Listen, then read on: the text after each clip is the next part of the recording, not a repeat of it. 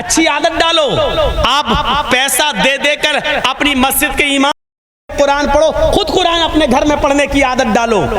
है, मैं ये नहीं कहता हूं कि उसको मत बुलाओ, हाफिज बुला तो ठीक है, लेकिन आप भी पढ़िए, अपने बच्चों से भी पढ़वाइए और कुरान की तिलावत की आदत डलवाइए। जब आप कुरान पढ़ेंगे तो कुरान आपको बताएगा कि दुनिया छोड़ के एक तरफ मत हो जाओ, बल्कि दुनिया मांगो अल्लाह से।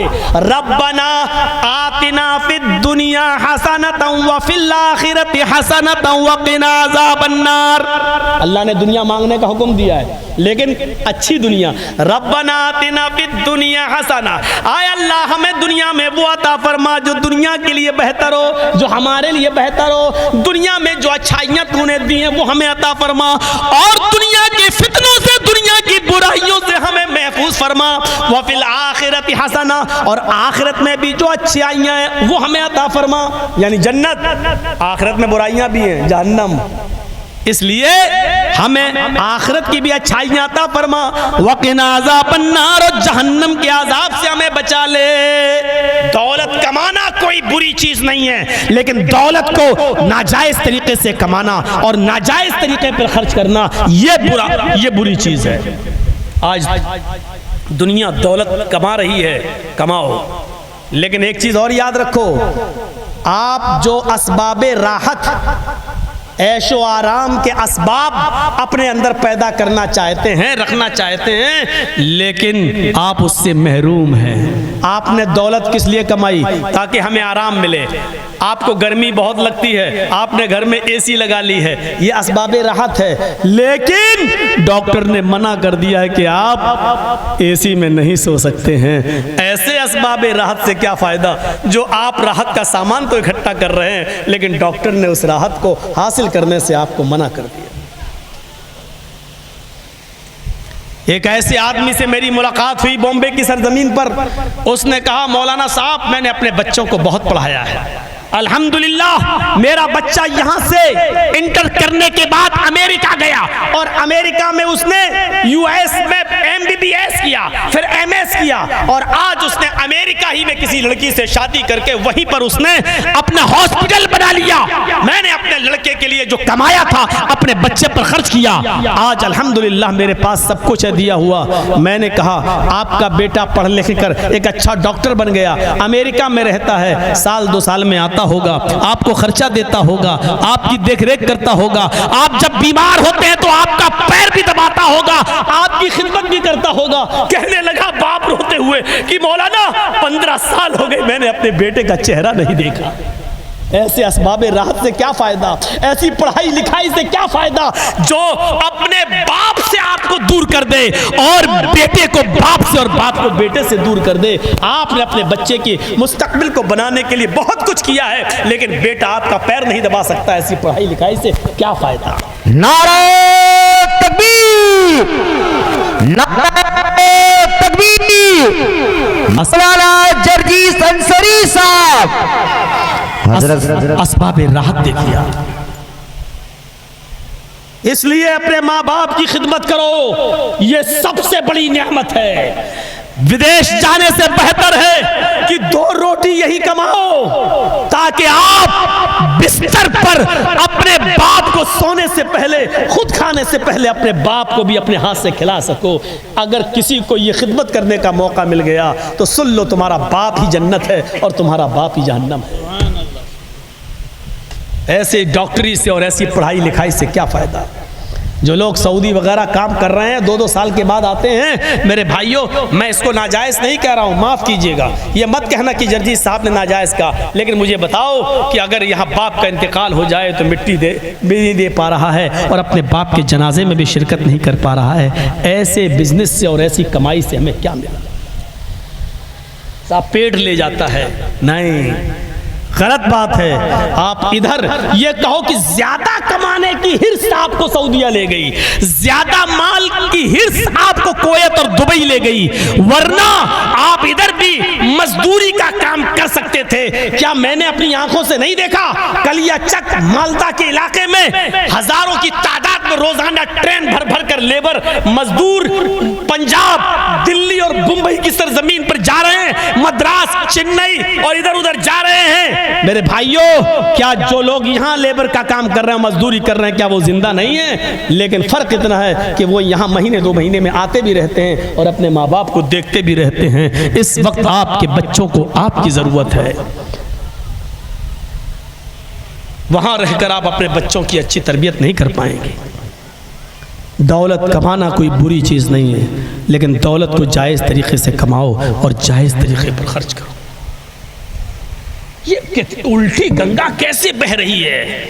आप तसव्वुर कीजिए कि लोगों ने आज आजादी का नारा कैसे लगाया। यही चीज हमारी माँ बहनों के बारे में कह दिया गया है। माँ बहन बेटियों के बारे में साहब, औरत को घर की 4 दीवारी में बंद कर दिया गया है। इस्लाम के अंदर बुर्का और नकाब लगा दिया गया।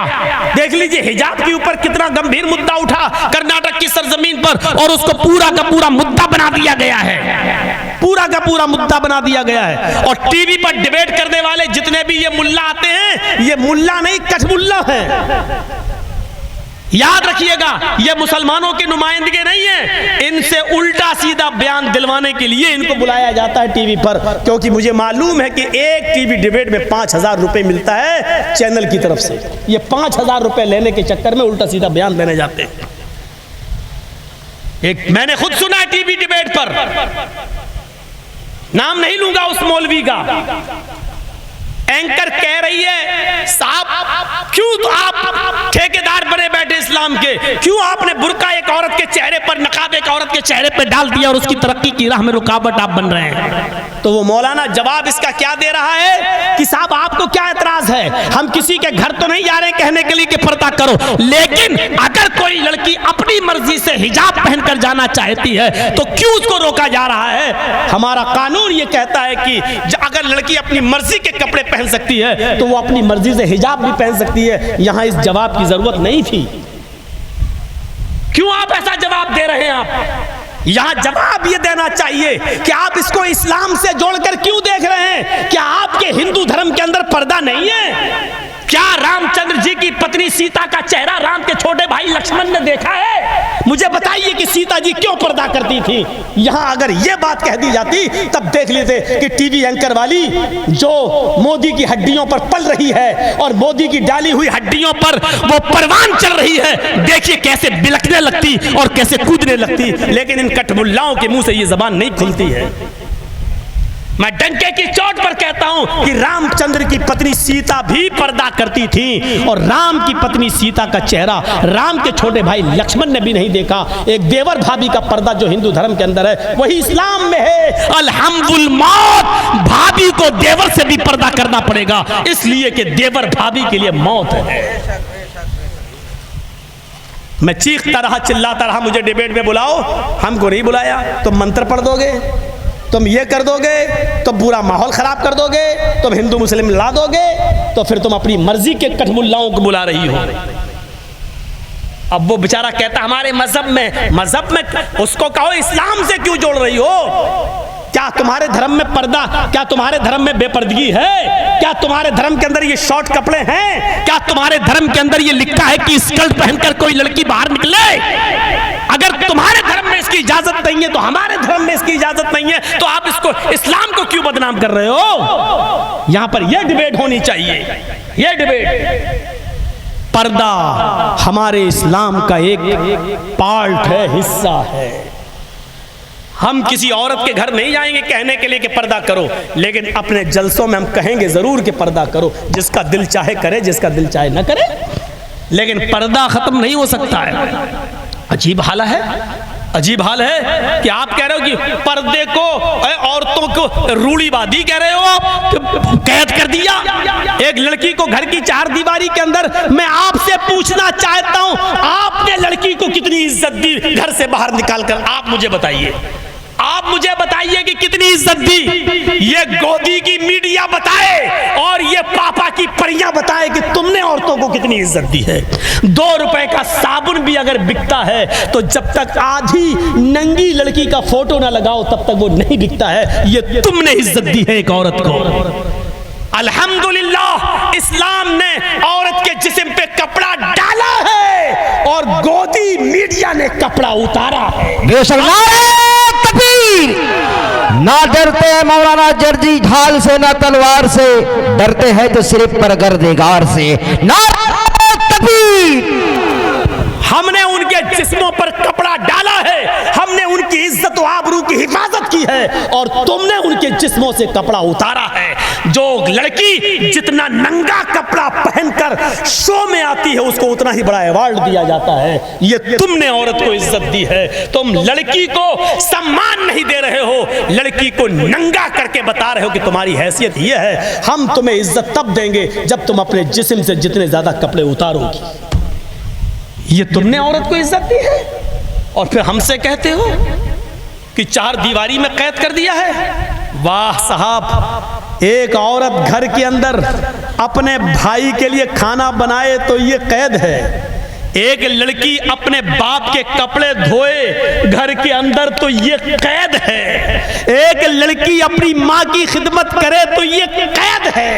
एक लड़की अपने बेटे को अपनी पिस्तान का दूध पिलाकर टाई लगाकर स्कूल में भेजे तो ये कैद है। और तुमने नौकरी के नाम पर इस लड़की को होटलों में और क्लबों में भेज दिया है, जहां वो होटलों में गैर मर्दों के बिस्तर बिछाती है तो ये आजादी है। गैर मर्दों से मुस्कुरा मुस्कुरा कर बात करके सामान बेचती है दुकान पर तो ये आजादी है। तसव्वुर करो, अपने घर में अपने बाप और बेटे और भाई की खिदमत करना कैद लगता है तुम्हें, और गैरों के सामने मुस्कुरा मुस्कुरा कर बातें करने वाली को आजादी दिखाई देती है तुम्हें। अगर ये अकल है तुम्हारी तो तुम्हारी अकल में भूसा भरा है, तुम्हारी अकल भ्रष्ट हो चुकी है। तुम हमको कहते हो रूढ़िवादी, तुम्हारी अकल में भैंस का गोबर भरा हुआ है। तुम्हें तुम्हारी अकल मुबारक हो, हमें नहीं चाहिए ऐसी अकल पे तो मौलवी जर्जीस अपना जूता उतार के मारना भी गवारा नहीं करेगा, नहीं करता है ऐसी अकल पर। हमें वो इज्जत प्यारी है घर में रहकर जो अपने बाप की खिदमत करे, अपने बेटे की खिदमत करे, अपने भाई की खिदमत कर ले, अपने भाई के लिए खाना बनाए। ये मुझे उस खिदमत से ज्यादा अच्छी लगती है जो गैरों के बिस्तर बिछाए और गैरों से हाथ मिलाए और गैरों के साथ घूमने जाए और दुकानों पर बैठकर मुस्कुरा मुस्कुरा कर अपने सामान को गैरों के सामने मुस्कुरा मुस्कुरा कर बेचे और उनको अपना जस्म दिखाए। मुझे उससे बेहतर लगता है कि अपने घर में रहकर अपने माँ बाप की खिदमत करें। तुम्हें कैद दिखाई देती है ये, तुम इसको इज्जत कहती हो। हमारे बहुत से लोगों को बुरा लगेगा क्योंकि हमारी भी बच्चियां तो नौकरियां कर रही है सरकारी डिपार्टमेंट में, हमने भी तो उनको आज़ादी दी है। अब लगेगा तो लगेगा, इसमें हम क्या करें, हम मजबूर हैं, हम कर क्या सकते हैं। कुरान और हदीस बताना हमारा काम है। सुन लो, 2 डिपार्टमेंट होते हैं, एक घर के अंदर और एक घर के बाहर। अल्लाह ने मर्द को घर के बाहर का डिपार्टमेंट सौंपा है और औरत को घर के अंदर का डिपार्टमेंट सौंपा है।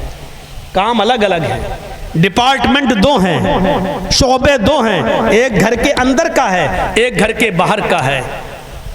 2 ही मखलूक है, मर्द और औरत। औरत को घर के अंदर का डिपार्टमेंट दिया है और मर्द को घर के बाहर का डिपार्टमेंट दिया है।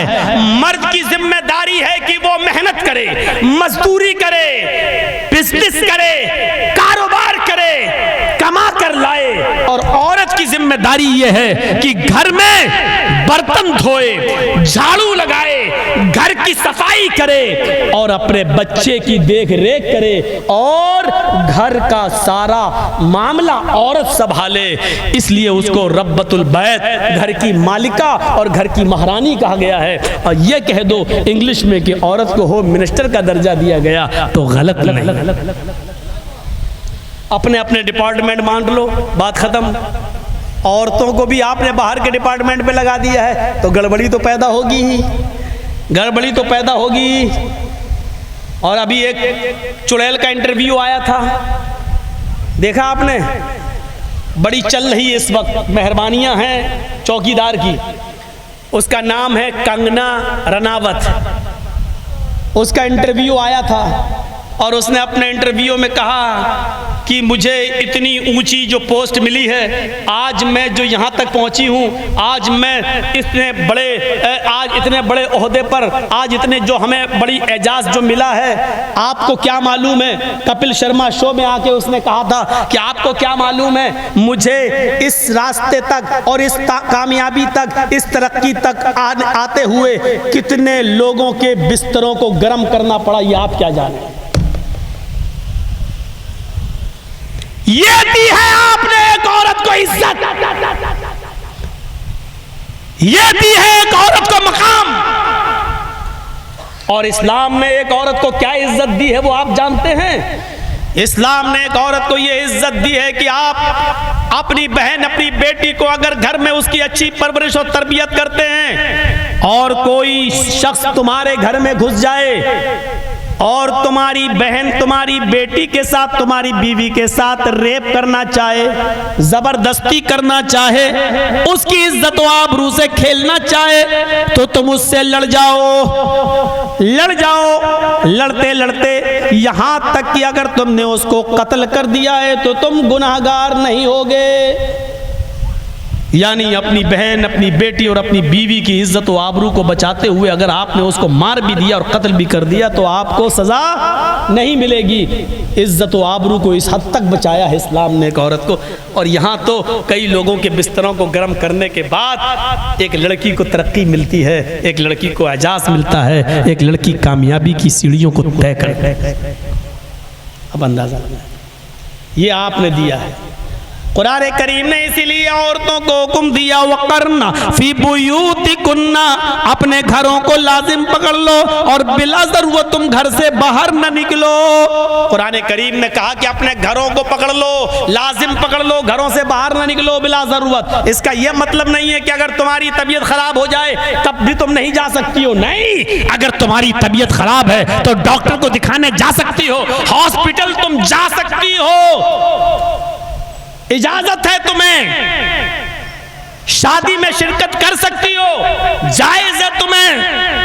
अगर तुम किसी स्कूल में पढ़ाती हो, जायज है तुम्हें। शरीयत ने सिर्फ इस बात से रोका है कि बेपर्दगी का मुजाहरा ना हो। तुम हिजाब के साथ, चेहरा छिपाकर, तुम पर्दे के साथ स्कूल में भी जा सकती हो, मदरसों में भी जा सकती हो, पढ़ने भी जा सकती हो और डॉक्टर को दिखाने भी जा सकती हो, अपनी नानी और अपनी खाला और अपनी चाची के घर भी जा सकती हो। लेकिन शर्त यह है कि बेपर्दगी का मुजाहरा नहीं होना चाहिए।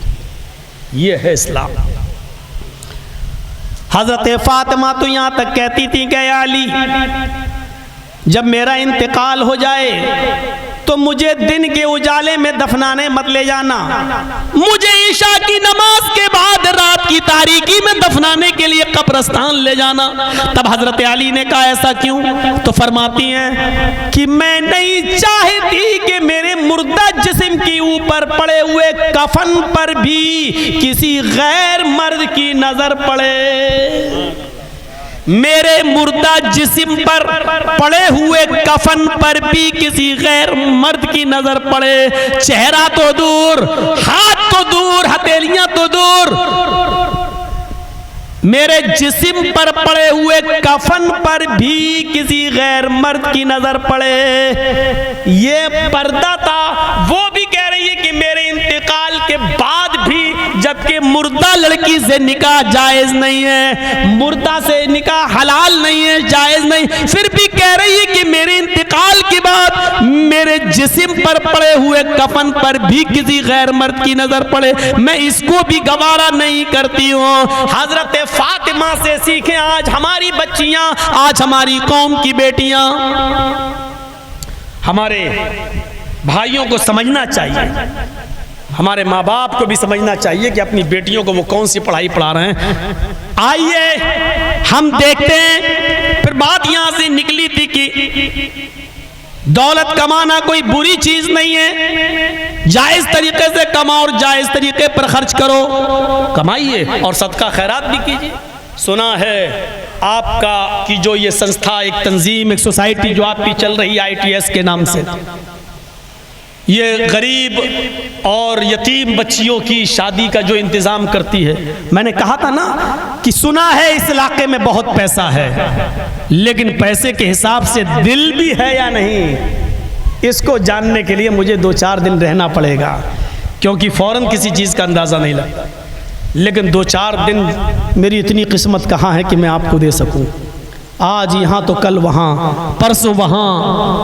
वो तो कोरोना का मामला अगर नहीं आया होता तो अभी भी मैं इंडिया में नहीं, इंडिया के बाहर किसी दूसरी कंट्री में होता।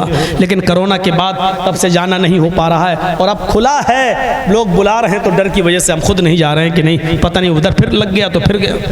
सुनते हैं कि फिर दिल्ली में कोरोना फैलने लगा। और इन 2 जो बैठे हुए हैं 2 लोग, 2 ही हैं मेन, ये 2 ही मेन है बस। इनका कोई भरोसा नहीं है कि ये कब फिर लागू कर दें कोई चीज़, क्योंकि ये सर्जिकल स्ट्राइक करते हैं अचानक। नोटबंदी अचानक, फला चीज़ अचानक, ये अचानक फिर कब कर दें, कहीं विदेश में लटक ना जाएं कहीं कि इंडिया में आने के बंद ही कर दें। तो कभी कभी ये डर भी लगता है, क्योंकि इन दोनों की खोपड़ी पूरी दुनिया की खोपड़ी से अलग है, तो इसलिए थोड़ा सा डर भी महसूस होता है। तो मेरे भाइयों, वो ये देखना पड़ेगा। लेकिन चलिए, हमको तो बताना है, बता देता हूँ। कुरान करीम की एक आयत पढ़ता हूँ, ज़रा सुन लीजिएगा, बड़ी प्यारी आयत है। वसारिउ इला मग़फ़िरतिम मिन रब्बिकुम व जन्नतिन अर्ज़ुहस समावाति वल अर्ज़ उइद्दत लिल मुत्तक़ीन। तर्जमे पर गौर कीजिए, मीनिंग, सारिउ इला मग़फ़िरतिम मिन रब्बिकुम, अपने रब की मग़फ़िरत, अपने रब की बख्शिश की तरफ जल्दी करो, दौड़ो। व जन्नतिन, और उस जन्नत को पाने के लिए भी दौड़ो। अर्ज़ुहस समावाति वल अर्ज़, जिसकी लंबाई और चौड़ाई ज़मीन और आसमान के बराबर है। गौर कर रहे ना? सुनिए, मैं बहुत आसान हिंदी में बोल रहा हूँ, अब जिसको जाना हो वो जाए, जिसको बैठना हो तो थोड़ा सा और सुन ले, बड़ी अच्छी बात बताने जा रहा हूँ। वसारिउ इला मग़फ़िरतिम मिन रब्बिकुम व जन्नतिन अर्ज़ुहस समावाति वल अर्ज़, अपने रब की मग़फ़िरत की तरफ दौड़ो और उस जन्नत की तरफ दौड़ो जिसकी लंबाई और चौड़ाई ज़मीन और आसमान के बराबर है। उइद्दत लिल मुत्तक़ीन, जो अल्लाह से डरने वालों के लिए तैयार की गई है। अल्लाह ने नेक अमाल की तरफ दौड़ने का हुक्म दिया है। दौड़ो, जल्दी करो। रमज़ान का महीना गुजर गया। रमज़ान के बाद हमसे छोटे छोटे बच्चे पूछ रहे हैं, मौलाना साहब, रमज़ान के महीने में जो नमाज पढ़ने आते थे और हम जो अगली सफ में खड़े हो जाते थे तो वो हमें कान पकड़कर भगा देते थे और पीछे कर देते थे। चलो तुम शोर करते हो, चलो पीछे। जो लोग रमज़ान के महीने में हमें आगे सफों से हटाकर पीछे कर दिया करते थे, वो कहाँ चले गए? वो दिखाई नहीं देते हैं। अब तो इमाम साहब हमसे कहते हैं, बच्चों तुम ही आगे खड़े हो जाओ, पहली सब खाली है, इसको भर लो। वो लोग कहाँ चले गए? वो दिखाई नहीं दे रहे हैं। और मौलवी जर्जी सुन छोटे छोटे बच्चों को रोते हुए कह रहा है कि बच्चों, अब वो लोग सिर्फ जुमे के दिन तुम्हें दिखेंगे, अब तुम आराम से आओ और पहली सफ में नमाज पढ़ लिया करो, तुम्हें कोई रोकने वाला नहीं मिलेगा। अब वो लोग जो तुम्हें रमजान में पिछली सफ में कर दिया करते थे, अब ये लोग सिर्फ जुमे जुमे तुम्हें दिखाई देंगे। एक हफ्ते में एक दिन तुम्हें पीछे खड़ा होना पड़ेगा। अंदाजा लगाइए, रमजान के बाद जो अगली सफों से बच्चों को भगा दिया करते थे रमजान में, आज वो खुद भाग गए। आज उनका पता नहीं है। जिन बच्चों को भगाया जा रहा है उन बच्चों को देख लो कि वो आज भी रमजान के गुजर जाने के बाद नमाज पढ़ रहे हैं, आज भी वो नमाज अदा कर रहे हैं। और मस्जिद का इमाम उनसे कहता, आगे खड़े हो जाओ, तुम ही हमारी मस्जिद की लाज बचा लो, तुम ही हमारी मस्जिद की आबरू बचा लो। ये हाल हो गया आज हमारा। फिर कहते हैं कि साहब हमारी मस्जिदों से माइक हटाए जा रहे हैं, ये किया जा रहा है, इसके जिम्मेदार भी तो हम और आप हैं। 3 लाख मदरसे पूरे हिंदुस्तान में, 5 लाख मस्जिदें, 50 लाख उलमा, 25 से 30 करोड़ मुसलमान। हाय हाय हाय, गौर किया आपने? 3 लाख मदरसे, 5 लाख मस्जिदें, 50 लाख उलमा, 25 से 30 करोड़ मुसलमान, और इसके बावजूद मस्जिदों में नमाज पढ़ने वाले 2%, सिर्फ 2%। या 98% मस्जिदों में नमाज पढ़ने वाले है ही नहीं। इसीलिए तो राज ठाकुर बंबई से चिल्ला रहा है कि तुम 98% खुद मुसलमान नमाज नहीं पढ़ रहे हैं और हम 100% भी नमाज नहीं पढ़ रहे हैं, तो इन 2% के लिए हमारी रात की नींदें तुम क्यों खराब कर रहे हो? हमें क्यों उठा रहे हो? हमें क्यों चिल्ला चिल्ला कर बेदार कर रहे हो? हमारे बच्चे इम्तिहान की तैयारी करते हैं, उनकी नींद खराब हो जाती है, फिर वो एग्जाम नहीं दे पाते सही से, उनकी नींदें क्यों खराब कर रहे हो आप? ये 2% मुसलमानों को जगाने के लिए आप 98% लोगों की नींदें आप क्यों खराब कर रहे हैं? क्या जवाब है हमारे पास सिवाय इसके कि साहब पहले से होती आ रही है, हम अभी भी देंगे? इसके अलावा कोई जवाब है आपके पास? कोई जवाब नहीं है आपके पास। इन हालात के जिम्मेदार हम और आप खुद हैं।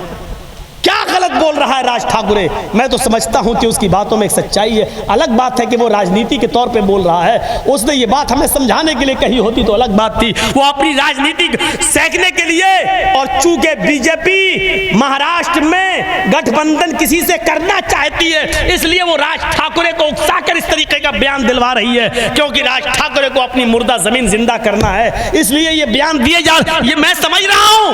लेकिन उसकी बात में किसी हद तक सच्चाई है कि आखिर 2% लोगों के लिए 98% लोगों की नींद क्यों खराब कर रहे हैं आप?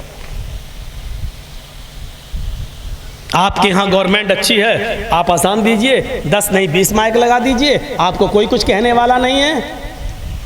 लेकिन दूसरों के बारे में सोचिए।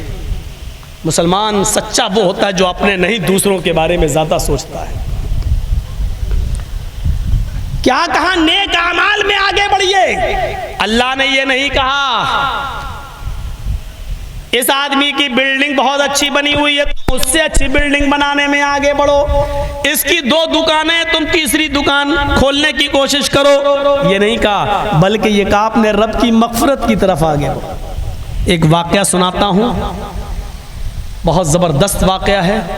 आपने वो वाकया सुना होगा, लेकिन मेरी ज़बान से सुनिए, आपको उस वाकये को सुनकर बड़ी दिलचस्पी होगी और अच्छा लगेगा।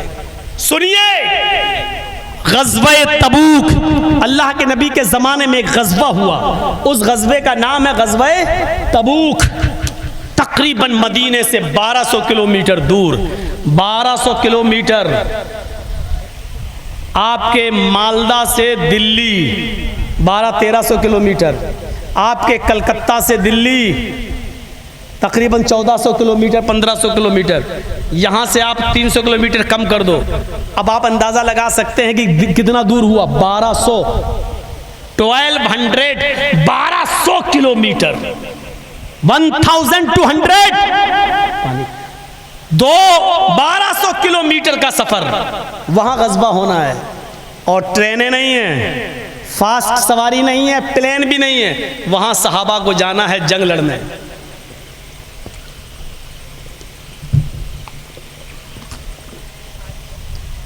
और सहाबा किराम का गुजर बसर किस पे होता है? खजूर के खेतियों पर।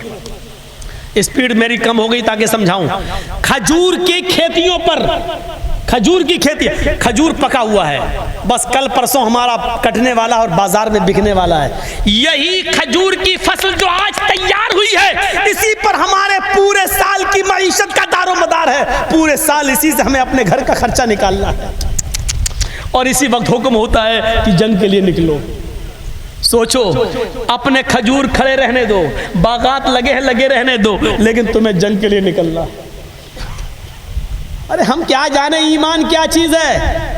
ये तो जलसों में उठ रहे हैं, भाग रहे हैं, दौड़ रहे हैं, जिसका दिल चाह रहा जा रहा, जिसका दिल चाह रहा बैठ रहा, हम क्या जाने इस्लाम की मोहब्बत क्या है। सहाबा से पूछो कि उनके सरों पर बैठी हुई मक्खी जब बैठ जाती थी तो वो अल्लाह के रसूल जब स्पीच देते थे, बोलते थे, तो वो सरों की मक्खी भी नहीं उड़ाते थे कि कहीं खलल ना हो जाए, डिस्टर्ब ना हो जाए। ये हमारा ईमान है। जब चाहो उठ जाओ, जब चाहो बैठ जाओ, जब चाहो चले जाओ। ये हमारा इस्लाम है, हमारा ईमान है, क्योंकि हमने मोहम्मद का इस्लाम समझा ही नहीं, हमने इस इस्लाम को अपने बाप दादा का दीन समझा।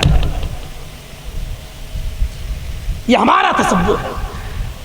अल्लाह के नबी ने कहा इन बागात को ऐसे ही खड़ा रहने दो। साहबा ने ये नहीं कहा साहब पूरे साल हमारे बीवी बच्चे इसी के खर्चे से खाएंगे पिएंगे।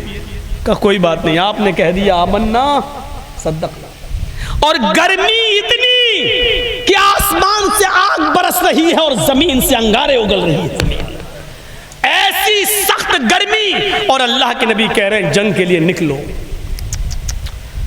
सहाबा इकट्ठे हो गए। सुनिए, अब आपके माल की मोहब्बत देखना चाहूंगा मैं।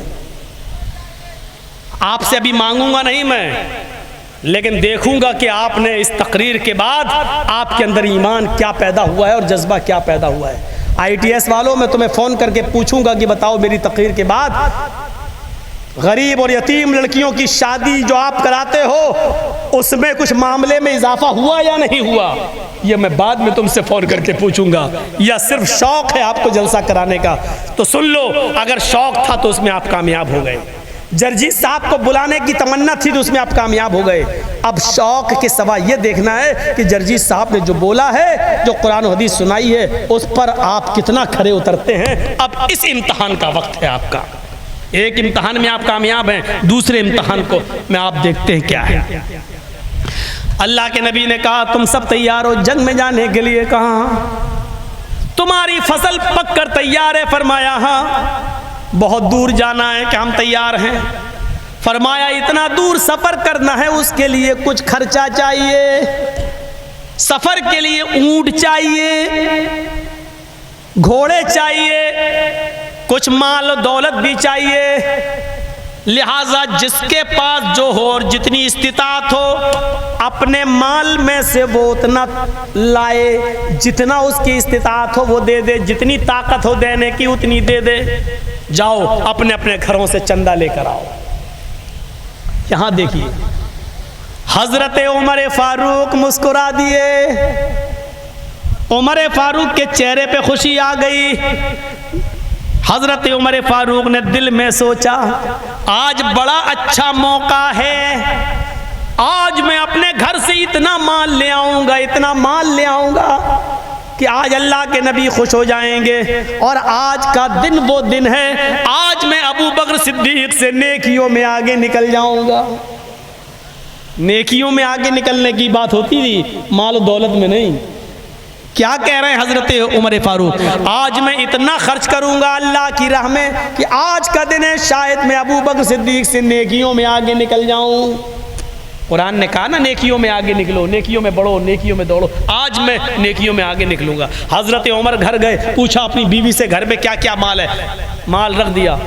2 ऊँट हैं, 4 बकरी हैं, ये है वो है। फरमाया 2 ऊँट हैं, 1 ऊँट सदका, 4 बकरी है, 2 ऊँट सदका। यानी अपने घर के माल दौलत में 2 हिस्से किए, एक हिस्सा अल्लाह के रसूल को दे दिया और एक हिस्सा घर में छोड़ा। यानी आधा घर में छोड़ दिया और आधा ले आए अल्लाह के नबी के पास रख दिया।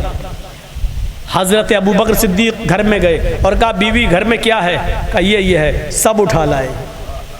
अबू बकर सिद्दीक सब उठा लाए, लेकिन अबू बकर का सारा माल भी उमर फारूक के आधे माल से बहुत कम था। अबू बकर सारा ले आए, रख दिया। अल्लाह के नबी ने पूछा उमर क्या लाए हो? कहा आधा माल, आधा घर में छोड़ दिया। अल्लाह के नबी मुस्कुराए, कहा अल्लाह तुम्हारे माल में बरकत दे, जो घर में छोड़ा है अल्लाह तुम्हारे माल में बरकत दे। पूछा अबू बकर अच्छा ये लाए हो? तो घर में क्या छोड़ा है? अबू बकर उमर से पूछा ये लाए घर में क्या छोड़ा? हजरत उमर ने कहा आधा लाया, आधा घर में छोड़ा। कहा अल्लाह बरकत दे तुम्हारे माल में। अबू बकर तुम क्या लाए हो? कहा ये रखा है। कहा अच्छा कितना लाए हो? कहा सब ले आया। सब ले आए हो तो घर में क्या छोड़ा? कुछ तो छोड़ा होगा। फरमाया हाँ छोड़ा है ना। कहा क्या? कहा अल्लाह और उसके रसूल की मोहब्बत छोड़ के आया। क्या कहा? अल्लाह और उसके रसूल की मोहब्बत छोड़ के आया हूं। हजरत उमर फारूक को वही गशी आई और चक्कर आए और गिर गए। लोगों ने पानी के छींटे मारे, होश में आए, पूछा उमर क्या हुआ? उमर फारूक ने सोच कहा आज दिल ने पहली बार कहा था कि उमर आज तू इतना माल सदका करेगा कि शायद आज तू अबू बकर से नेकियों में आगे निकल जाएगा। लेकिन आज मैं यकीन के साथ कह सकता हूं कि आए अबू बकर, मैं उमर पूरी जिंदगी कुछ भी करता रहूं लेकिन उमर अबू बकर की नेकियों से कभी आगे नहीं निकल सकता। आए अबू बकर, मैं तुमसे नेकियों में कभी आगे नहीं निकल सकता। तुम अपने घर का सारा ले आए हो, मेरा आधा है फिर भी तुम्हारे माल से ज्यादा, लेकिन आधा तो मैंने घर में छोड़ा, आपने तो कुछ नहीं छोड़ा है। आपका सारा माल ये बतला रहा है कि अबू बकर मैं नेकियों में तुमसे कभी आगे नहीं निकल सकता। वहाँ मुकाबला होता था लेकिन दौलत में एक दूसरे से आगे बढ़ने का नहीं, वहाँ मुकाबला ये होता था कि तुमने तहज्जुद की नमाज आधी रात पढ़ी, हम पूरी रात पढ़ेंगे। तुमने कुरान इतना पढ़ा, हम तुमसे ज़्यादा पढ़ेंगे। तुमने इतनी इबादत की, हम तुमसे ज़्यादा इबादत। हम जन्नत में तुमसे अच्छा महल लेना चाहते हैं। वहाँ मुकाबला इस चीज़ का हुआ करता था। आज हमारे यहाँ मुकाबला ये है कि बेशर्मों को शर्म नहीं आती है कि आज इफ्तार भी कराते हैं लोगों का तो उसका वीडियो बनाते हैं और व्हाट्सएप पे डालते हैं कि देखो आज हमने 100 लोगों को रोज़ा इफ्तार कराया।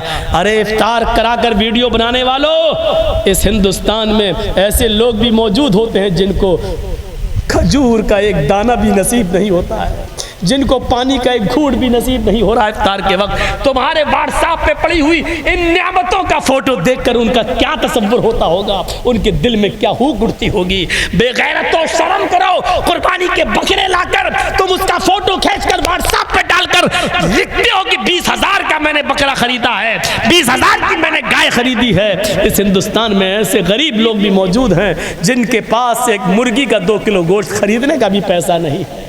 तसव्वुर करो उनके दिलों पर क्या बीती होगी। तुम्हें शर्म नहीं आती है? शरीयत ने कुछ चीजें जायज की हैं, शरीयत ने कुछ चीजों पर बैंड लगाया है।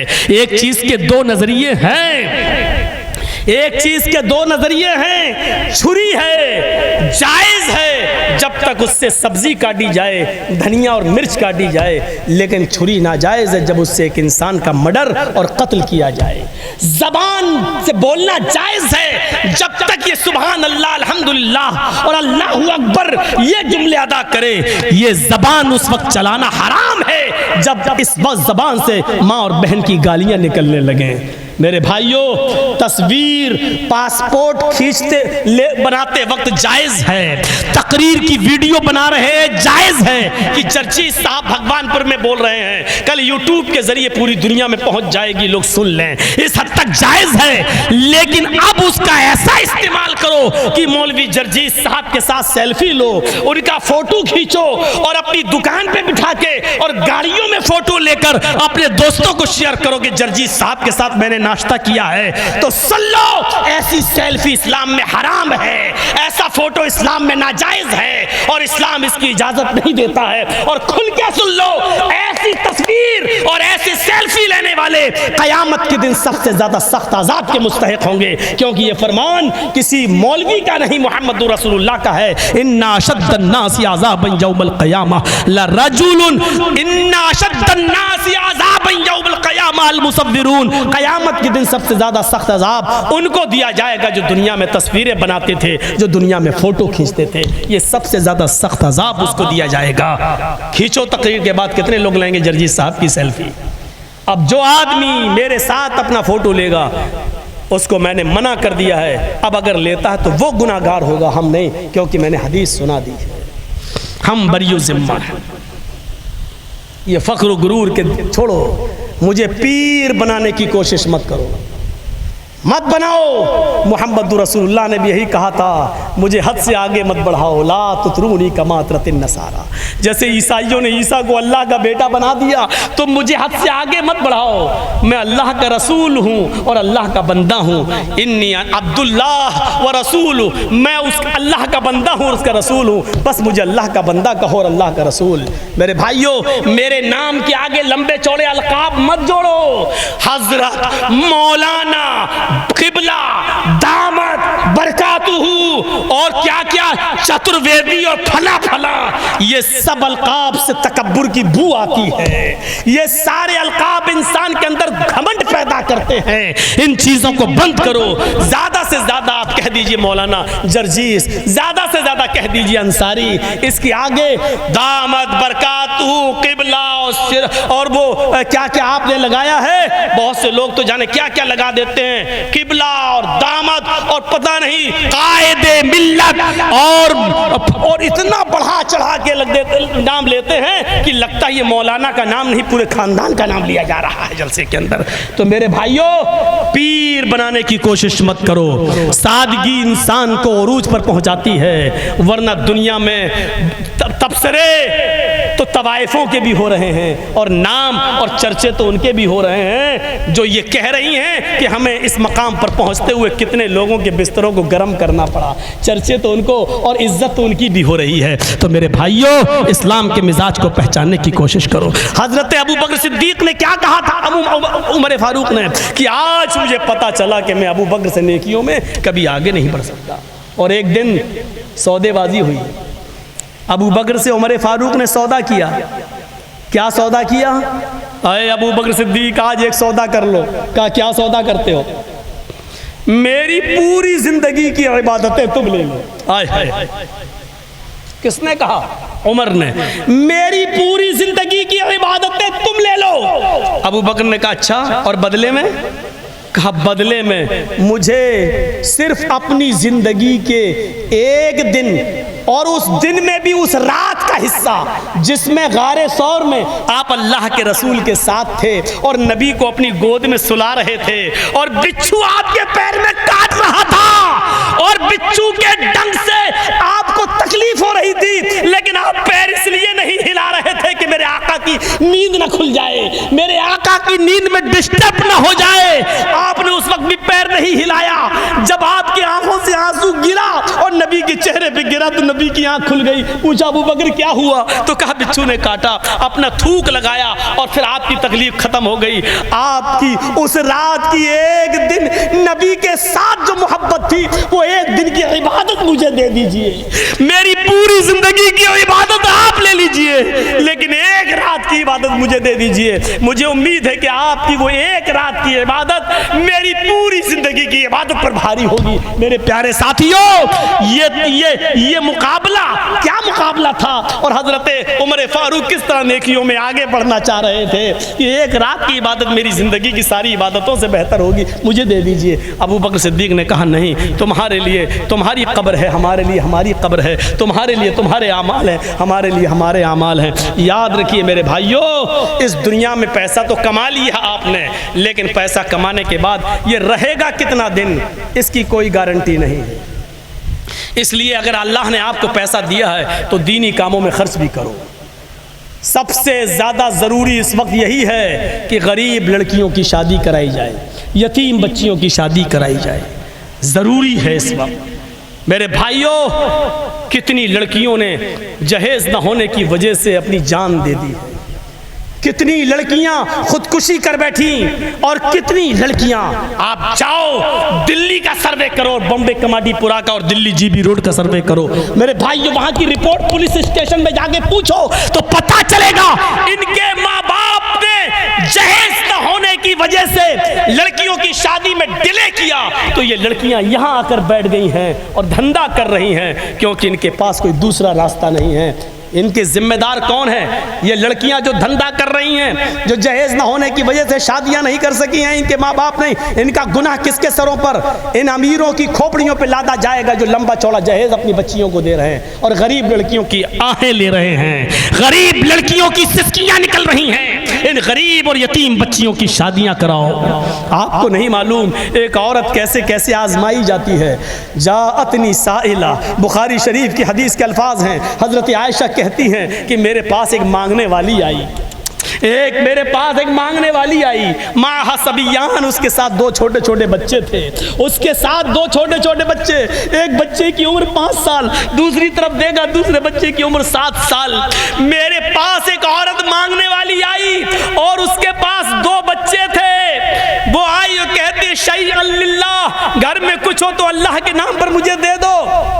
हजरत आयशा ने दरवाज़ा खोला, क्या देखती है एक औरत है, उसके 2 छोटे छोटे बच्चे। हजरत आयशा ने कहा रुको, अंदर गई, फरमाती है मेरे पास एक खजूर था, मेरे पास एक खजूर था, मैं गई और मैंने वो खजूर लाकर उसको दे दिया। एक खजूर की क्या हैसियत है, क्या एक खजूर में किसी का पेट भरता है? लेकिन अल्लाह के नबी फरमाते हैं अगर सदका करने के लिए तुम्हारे पास बहुत ज़्यादा दौलत नहीं है तब भी अपने आप को जहन्नम से बचाओ। वलौ बिशिक्क़ि तमरतिन, अगर खजूर का एक टुकड़ा हो तो वही सदका कर दो। ज़रा तसव्वुर करो, खजूर का एक टुकड़ा सदका करने से भी मेरे भाइयों नजात मिलती है।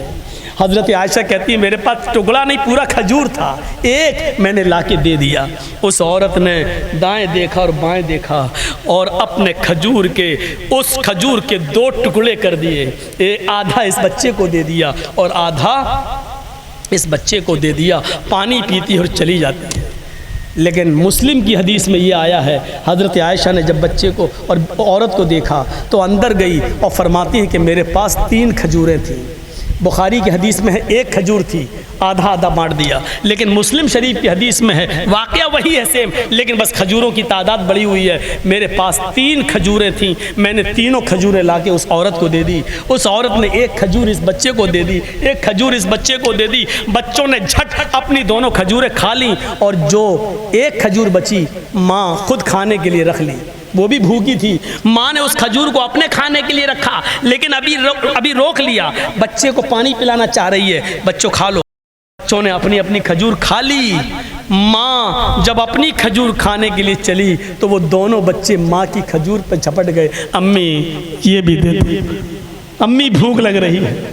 तो उस माँ की ममता को जोश आया और माँ ने खुद नहीं खाया बल्कि अपनी खजूर के भी 2 टुकड़े कर दिए, आधा आधा, और आधा इसको दे दिया, आधा इसको दे दिया और पानी पीकर चली गई। अल्लाह के नबी जब घर में तशरीफ़ लाए तो हज़रत आयशा ने कहा अल्लाह के रसूल आज ऐसा ऐसा मंजर सामने आया है। उस औरत ने अपने खजूर के भी 2 टुकड़े कर दिए, खुद भूखी रह गई लेकिन बच्चे को खिला दिया। अल्लाह के नबी ने कहा आयशा क्या ये मंजर तुमने अपनी आँख से देखा है? हाँ। आयशा क्या उस औरत ने अपनी खजूर के भी 2 टुकड़े कर दिए? हाँ। आयशा क्या तुमने उस आधी आधी खजूर को देखा, उन दोनों बच्चों ने खा लिया? हाँ मैंने देखा। आयशा क्या उस औरत ने खुद नहीं खाया? नहीं खाया अल्लाह के रसूल। आयशा देखो सच बताना। अल्लाह के नबी मैंने झूठ कब बोला है आपसे? आयशा क़यामत के दिन तुम्हें गवाही देना पड़ेगी। हाँ मैं गवाही दूंगी, मैंने अपनी आंख से देखा अल्लाह के रसूल। फरमाया आयशा अगर तुम सच बोल रही हो, उस औरत ने अपनी खजूर भी अपने दोनों बच्चों को दे दिया, उनका पेट भरने के लिए खुद भूखी रह गई। वजबत अलैहल जन्ना, वजबत अलैहल जन्ना, ऐसा करके उस औरत ने अपने ऊपर जन्नत वाजिब कर ली, ऐसा करके उस औरत ने जन्नत अपने ऊपर फर्ज कर ली, ऐसा करके उस औरत ने अपने आप को जन्नती बना दिया। यानी जो औरत खुद भूखी रह के अपने बच्चों का पेट पालती है, अपने बच्चों की परवरिश करती है, उस औरत को अल्लाह के नबी कह रहे हैं कि वो जन्नती है। इम्तिहान का दौर है, इस दुनिया में कितने गरीब हैं आपको नहीं मालूम, ढूंढ और तलाश करो। रमज़ान का महीना आया ही इसलिए था कि ताकि तुम्हें भूखे और प्यासे रखकर गरीबों का एहसास दिलाया जाए कि 1 महीना भूखा रहकर तुम्हें कैसे लगा। उन 12 महीने के गरीबों से पूछो जो 12 महीने भूखे रहते हैं। अगर रमज़ान के महीने से भी तुमने सबक हासिल नहीं किया तो समझ लो कि तुम्हारे दिलों में कोई मोहब्बत नहीं इस्लाम की। यही ग़ज़वा तबूक था जब अल्लाह के नबी ऐलान कर रहे थे कि अबू बकर ने इतना दे दिया, उमर ने इतना दे दिया, अभी 100 ऊँटों की और जरूरत है। क्या कोई है जो 100 ऊँट दे सके? हजरत उस्मान उठे, कहा अल्लाह के रसूल मैं 100 ऊँट दे रहा हूँ। अकेला एक आदमी 100 ऊँट। भगवानपुर वालों मैं नहीं कह रहा हूँ कि तुमने जो कुछ कमाया सब कुछ दे दो गरीब और यतीमों के लिए। हम चाहते हैं कि तुम अपनी कमाई का एक मुकर्रर हिस्सा दे दो ताकि इन गरीब लड़कियों की शादी हो सके, इन यतीम बच्चियों की शादी हो सके। बहुत बड़ा काम है गरीब और यतीम बच्चियों की शादी कराना। और जितना ये बड़ा नेक काम है, इसके साथ साथ ये भी सुन लो, जितना ये बड़ा नेक काम है उतना ही बड़ा ये घटिया काम है कि हाजी और नमाजियों के लड़के अपने ही बगल में आर्केस्ट्रा को बुलाकर, रंडियों को और तवाइफों को बुलाकर डांस करवाएं और नाच करवाएं। जितना बड़ा नेक काम आप कर रहे हो और उसी बस्ती के अंदर, उसी जमीन की छाती पर खड़े होकर सबसे घटिया और सबसे गंदा काम भी किया जाए, कौन सा मुंह दिखाओगे? तुम अल्लाह को, रहमान को भी राजी करना चाहते हो और शैतान को भी खुश रखना चाहते हो। ये दोगली पॉलिसी इस्लाम के अंदर नहीं चलेगी। राजी रहे रहमान भी और खुश रहे शैतान भी, ये नहीं चलेगा। अच्छा काम अच्छा कहलाया जाएगा। मुस्लिम शरीफ की हदीस है, गाना गाना और गाना सुनना, ये गाने, लड़कियों की आवाज में बेहुदा और गंदे गाने गाना और गाने सुनना, इससे ज्यादा बेहतर यह है कि आदमी खुद लैट्रीन करके खा जाए। ये अल्लाह के रसूल ने फरमाया, मेरा कौल नहीं है, अल्लाह के नबी ने कहा यम तसलिया भी, अपनी लैट्रीन करके खा जाओ, ये ज्यादा अच्छा है मेरी नजर में उससे कि आदमी गंदे गाने गाए और गंदे गाने सुने। जो तुम गा रहे हो, सुन रहे हो, उससे ज्यादा बेहतर है कि लैट्रीन करके खुद खा जाओ। ये अल्लाह के नबी ने फरमाया, उससे गंदा काम। जर्जीस ने तकरीर कर दी, हदीस सुना दी, एक इम्तहान में तुम कामयाब हो गए, जर्जीस साहब को बुलाया, शौक पूरा हो गया। दूसरा इम्तहान में तुम कितने % कामयाब होते हो, ये मैं बार बार फोन करके पता लगाता रहूंगा कि कितने % ईमान आपके अंदर पैदा हुआ है। उस्मान गनी ने 100 ऊँट दे दिए। अल्लाह के नबी ने कहा, देखो उस्मान ने 100 दिए, कोई और है जो 100 ऊँट दे दे। उस्मान दोबारा उठे, अल्लाह के नबी 100 और दे रहा हूँ। हैं उस्मान, बस 200 दे चुके हो, कोई और है उस्मान के अलावा जो 100 ऊँट दे। फिर उस्मान उठे, अल्लाह के नबी 100 और दे रहा हूँ। अल्लाह के नबी ने कहा, उस्मान तुम 300 दे चुके हो, अब तुम मत देना, अब मत खड़े होना। लोगों, उस्मान के अलावा कोई और है जो 100 ऊँट दे। देखा थोड़ी देर तक कोई बोल ही नहीं रहा, फिर उस्मान उठे कि अल्लाह के रसूल मैं और दे रहा हूँ 100 ऊँट। कहा 400 हो गए। उस्मान तुम मत दो, मैं तुम्हारे ऊपर ज्यादा बोझ नहीं डालना चाहता हूँ। 400 हो गए। फरमाया कोई और है उस्मान के अलावा। 5वीं बार उस्मान उठे, मैं दे रहा हूँ। 6ठी बार उस्मान के अलावा कोई और, उस्मान उठे, मैं और दे रहा हूँ। आए भगवानपुर के अमीरों, आए चौधरियों, आए बिल्डिंगों वालों, आए सरमायादारों, आए बड़े बड़ी दौलत को अपने पास जमा करने वालों, उस्मान गनी के इस अमल से सीखो कि 7वीं बार अल्लाह के नबी ने कहा, आए उस्मान अब तुम नहीं खड़े होगे, कोई और है उस्मान के अलावा जो 100 ऊँट दे। तो 7वीं बार भी उस्मान उठे और कहने लगे, अल्लाह के रसूल मैं और दे रहा हूँ 100 ऊँट। अल्लाह के रसूल कहते, उस्मान अब बैठ जाओ। उस्मान बैठ गए। अब अल्लाह के नबी खड़े हो गए और क्या कहा, लोगों 700 ऊँट देकर आज उस्मान ने इतना बड़ा नेक काम किया है कि अभी अभी जिब्रील ने कहा है कि उस्मान से कह दो कि मा ज़र्रा उस्मान, मा ज़र्रा उस्मान, मा ज़र्रा उस्मान, मा आमिला बादल यौमी कत्तू। आज उस्मान ने इतना बड़ा नेक काम किया है, आज इतना बड़ा नेक काम किया है, आज इतना बड़ा नेक काम किया है कि उस्मान से कह दो आज के बाद वो एक भी नमाज ना पढ़े, एक भी रोजा ना रखे, एक भी अगर अमल ना करे, फिर भी अल्लाह उसको जन्नत देकर रहेगा। किस बात पर? सदका और खैरात पर। किस बात पर? मेरे भाइयों, गरीबों के लिए हमदर्दी पर। इस पर जन्नत को अल्लाह के नबी ने कहा, उस्मान आज के बाद अगर तुम एक भी नेकी नहीं करो फिर भी अल्लाह तुम्हें जन्नत देगा। आज इतना तुमने कलेजा मेरा ठंडा किया है, आज इतनी बड़ी नेकी का काम किया है। सीखो उस्मान गनी रज़ी अल्लाह तआला अन्हु से। तो मेरे प्यारे साथियों, ये मनाजिर थे जो मैंने आपके सामने रखे हैं। इन गरीब लड़कियों के बारे में सोचो, इन गरीब लड़कियों के बारे में सोचो। इनका घर बसाओगे, कल अगर हालात दूसरे हो गए तो कल क़यामत, कल आपकी बेटियां, अगर आपका इंतकाल हुआ तो आपकी बेटी का भी घर कोई बसाने वाला बन जाएगा। इसलिए कि जो दूसरों की सोचते हैं उनका भी सोचा जाता है और जो दूसरों की नहीं सोचते उनकी भी नहीं सोची जाती। अब्दुल्ला इब्ने मसूद, हज़रत उस्मान अब्दुल्ला इब्ने मसूद रज़ी अल्लाह ताला अन्हु की जब इंतकाल का वक्त करीब आया तो हज़रत उस्मान उनके पास गए और कहा कि बैतुल माल से वजीफ़ा हम देना चाहते हैं तुम्हें, अब आपके इंतकाल का वक्त करीब है, ले लो। उन्होंने कहा ज़रूरत नहीं है। फरमाया आपकी बेटियों के काम आएगा। आजकल तलाक का ज़माना है, लोग जल्दी जल्दी में तलाक दे रहे हैं। अगर आपकी बेटियों को उनके शौहरों ने तलाक दे दी तो फिर वो क्या खाएंगी बेचारी, क्या पहनेंगी, इसलिए वो वजीफ़ा तुम्हारी बेटियों तक चलता रहेगा। उस्मान गनी ने हजरत अब्दुल्ला इब्ने मसूद ने जो जवाब दिया था वो आज भी हदीस की किताबों में लिखा हुआ है। उस्मान, मेरी बेटियों की फिक्र करने की कोई जरूरत नहीं है तुम्हें, मैंने अपनी बेटियों को सूरह वाक़िया याद करा दी। सूरह फातिहा नहीं, सूरह वाक़िया, सूरह वाक़िया मैंने अपनी बेटियों को याद करा दी है। और मैंने मोहम्मद रसूलुल्लाह को फरमाते सुना है कि जिस घर के अंदर सूरह वाक़िया पढ़ी जाएगी उस घर के अंदर कभी फाका नहीं होगा, उस घर के अंदर कभी कोई आदमी भूखा नहीं सोएगा। मेरी बेटियां कभी भूखी नहीं सो सकती हैं। कितना भरोसा था मेरे भाइयों। ये सब चीज़ें सिखाइए आप अपनी औलाद को। मोबाइल तो दे रखा है, एक्सक्यूज़ मी, हाँ ये सब चल रहा है, ये सब बहुत हो चुके हैं ड्रामे, बंद करो। सर्दियों के दिन आ रहे हैं, आपको नहीं मालूम जिन इलाकों में बीजेपी की गवर्नमेंट है वहाँ मुस्लिम लड़कियों के लिए वैकेंसी निकाली जा रही है। आओ, कॉलेज में लड़कों को नहीं नौकरी मिल रही है, लड़कियों को कॉलेज में नौकरी दी जा रही है, पढ़ने के लिए जगह दी जा रही है, MBBS में लड़कियों को वैकेंसी दी जा रही है। और इसके पसे पर्दा ये हालात पेश, ये मीटिंग हो चुकी है कि मुस्लिम लड़कियों को ज़्यादा से ज़्यादा नौकरियां दो, ज़्यादा से ज़्यादा स्कूलों में पढ़ाओ, और अपने गैर मुस्लिम लड़के इनसे कहो कि इन लड़कियों को अपने चंगुल में लें, इनको मोहब्बत का बीज इनके दिलों में डालें, और फिर इनके माँ बाप तो तैयार नहीं होंगे, कोल्ड मैरिज करें और शादी करके 2-4 बच्चे पैदा करके बच्चों को तो अपना लो और इन लड़कियों को बेयारो मददगार छोड़ दो। आज देख लो सुप्रीम कोर्ट में कितनी वो लड़कियां, और यूपी में देख लो और महाराष्ट्र में देख लो जाकर कितनी लड़कियां, मुस्लिम लड़कियां जिन्होंने ये मुकदमे दायर कर रखे हैं कि मैंने मुस्लिम होने के बावजूद हिंदू लड़कों से शादियां की हैं, लेकिन 2 बच्चे पैदा होने के बाद इन्होंने मुझे छोड़ दिया है।